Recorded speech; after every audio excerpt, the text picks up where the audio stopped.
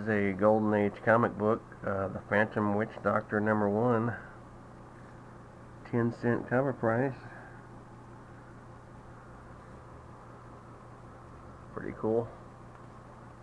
This is from, let's see, 1952. They got a little table of contents here in the front cover. It's called The Phantom Witch Doctor, but it's only the first story. There's a bunch of other horror stories in here also.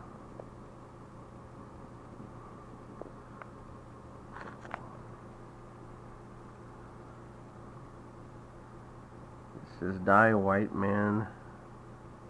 You are doomed." This story's in Africa. This guy's a witch doctor. He throws takes out an evil spirit out of this young boy here.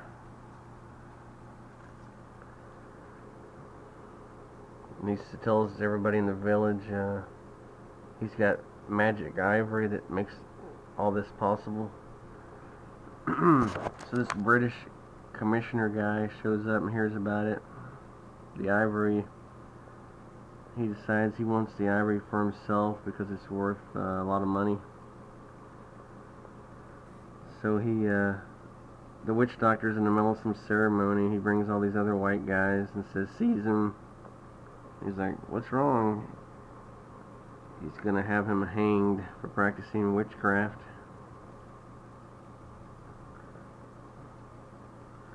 Then his daughter comes out and tries to stop him from getting murdered. His daughter is actually on the cover, but she doesn't look black on the cover for some reason. So he kills the daughter here, but when he hits her on the head with the rifle, and then they hang her father, the witch doctor. When they go to get the ivory, they find out it's all gone. And then you see a giant spirit of the witch doctor and his daughter taking the ivory up into the sky. No white man shall ever have it. So in this story, it's kind of interesting. The white man is the bad guy. So here's later on in this British pub, 25 years later, it says, this guy's talking about how he found out about all these natives have a big thing of ivory in the jungle, but they sent these search parties out to look for it and they never came back alive. So this guy overhears the story in the bar and starts researching how much ivory is worth. He decides to go on an expedition to try to find it. He tries to hire these black guys here from Africa, but they refuse because he tells them where he wants to go. Then he runs into this woman. It's the same woman as before, the one that was the witch doctor's daughter who died. She's alive somehow. He doesn't know this, of course. So they take him out on the expedition. He reveals that he doesn't want to hunt elephants. He wants the ivory. This big elephant comes through, so the white guy shoots it. Shoots it there. It doesn't die. It runs off into the brush. And the black lady, she just tells him to go chase after it because he'll find ivory with it. So when they're going into the jungle after the elephant, they find the old hidden gigantic fortress of ivory right here. Inside, it's worth millions of dollars, the guy says. Then the daughter turns back into a ghost. Then her father comes out and says, "You're the son of the man who killed us. You brought him, Nabah." He's like, "No, I'm dreaming." "And now you die, white man. Die, die." All the ivory falls on top of him and kills him. So that was the end of that story. And they got an ad for 50 combat action toys for $1. I think I ordered that once. They had that around for years, even up into the 70s. Thing in the mirror. The next story. This weird creature is living in the mirror, coming after this guy. That's the preview splash page.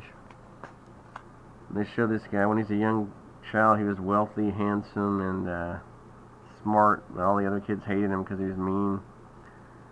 They say he was thrown off of the football team for being a mean kid. He couldn't play fair here. And one day he gets some good news. Both of his parents die, so he gets all the money. Well, he was adopted by his parents also, by the way. He sees this woman here that he wants to marry, but she's in love with this other guy, the scientist. He calls the guy an ugly gargoyle and says he wants him out of the way so he can marry the girl. They're saying he's going to be the next Thomas Edison here, the guy that he's trying to kill here at work. He becomes friends with the guy and then visits him at work one day. And the guy tells him, don't touch any of this stuff, it's high voltage, it's very dangerous. So the asshole guy pulls the gun out on the scientist, and he gets scared and accidentally backs into this electrical thing and electrocutes himself. This is burnt to a crisp. So the guy who murdered him moves in on his woman and is there to comfort her in her time of need. But when he gets home, he thinks he sees something behind him when he's looking in the mirror. It turns around, there's nothing there. Then he looks in the mirror, he sees this evil little green gargoyle-looking creature. Then all the staff of his servants start saying to him, I think he's going crazy, he doesn't ever eat, he's a nut. And he wants the mirror facing the wall. He won't shave because he's scared to look in the mirror. And one day he's looking in the mirror with one of his servants. He sees the green creature. Then the green creature starts coming out of the mirror, and then the guy he murdered's face comes forward and says, you thought I was ugly, didn't you, Crawford? Ha ha. Now you'll find out how it feels to be really ugly. The green thing comes at him. Then he transforms into the green, ugly little gargoyle creature. And the servants say, he's gone, he turned into a green little creature. Then he's running away from the mansion here. Goes out into the woods. These two guys who happen to own a carnival spot him out in the woods by coincidence. They pick him up, take him to the carnival. They turn him into a freak show animal. It looks terrified, tortured. You'd swear it was trying to communicate something.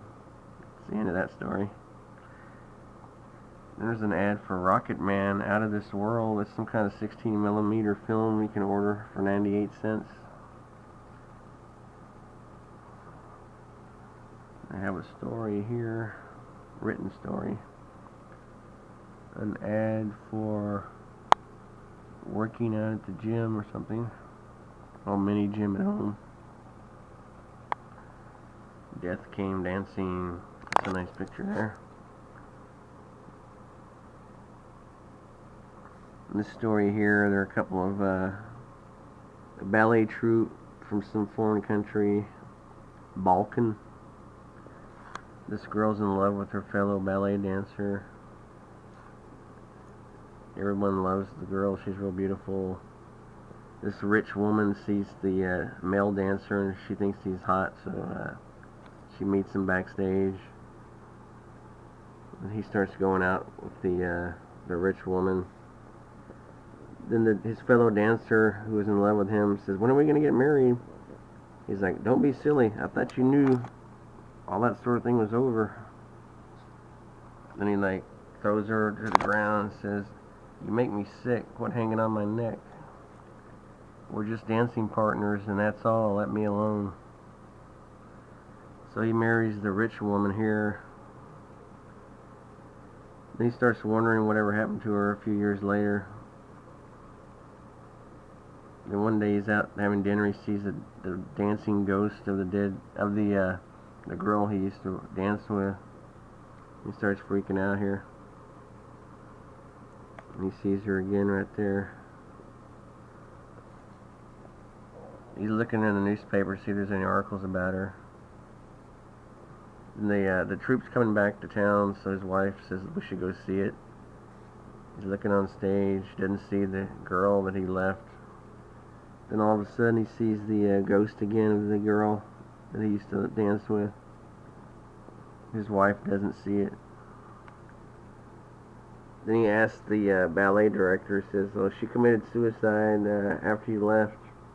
Overdose of sedatives. So he's like, that's too bad. He sees her again. It keeps haunting him. Then they have a masquerade ball one night, and they rent this terrace of this fancy building. This girl comes up to him and wants to dance. He starts dancing with her. Then he realizes that she looks like the girl that from the ballet. She takes her mask off. Somehow he starts going towards the edge of the terrace. There's a big cliff right here, actually, on the edge of the terrace. The girl grabs him. There's a bunch of eerie music playing, it says. And they both fly off the edge of the cliff. He winds up dead on the ground. They think he just went crazy here, it says at the end. So that's the end of that story. It's another Fear in the Storm written story. Free 221 stamps. There's a Stalin and a Hitler and a cow. Wow. Out of the deep. This story here, these two guys are, they rob a jewel chest off of a ship. Then they dynamite the ship, kill everybody on board. Then the blast causes them to wreck on this island here. They see some other guy coming towards the chest. He picks it up by himself. It was too heavy for the both of them. They could barely lift it. He goes into a cave, so they follow him here. And they find out the guy that was carrying the chest is some kind of skull creature with green stuff all over him. There's a bunch of them. They start grabbing these two guys, dragging them back into the cave. Then this water puddle starts talking to him. It says, I am an intelligence that has lain dormant here for centuries until I found a way to give myself mobility on Earth by using the force of my will to cover the skeletons of men with tiny sea organisms.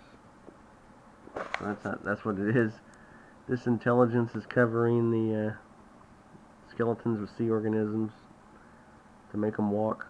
And he reveals that the intelligence reveals it has all this treasure, and it will give them some if they agree to help him bring in more skeleton creatures, more skeletons, so he can make more creatures. The intelligence overhears that these guys want to backstab the creature and take all the money for themselves, so they send this skeleton creature to attack this guy. He starts throwing off the sea creatures here. Nothing left but the skeleton. The crooks get some torches here. Then one of them gets grabbed around the neck, strangled to death here. This guy's running away. He sees his friend. He's glad that his friend is alive. But then he realizes his friend is dead. He's covered with the sea creatures. And this creature is killing him. And his dead body will become a part of the dead skeleton sea creature army. But then he drops his torch into the water. And somehow by dropping a torch into this water, it kills the intelligence. Which is pretty stupid, but I guess this was the 1950s. They couldn't have a story ending with evil winning. I guess they had the other story, the evil one, though. The girl killed the guy. Draw the first day. No lessons, no talent. Aren't you sick and tired as I was of being skinny?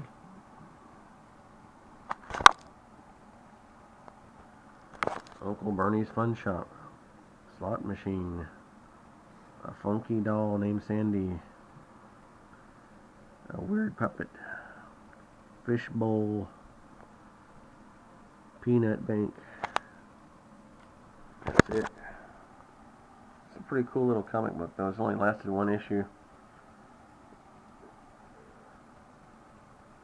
That's it.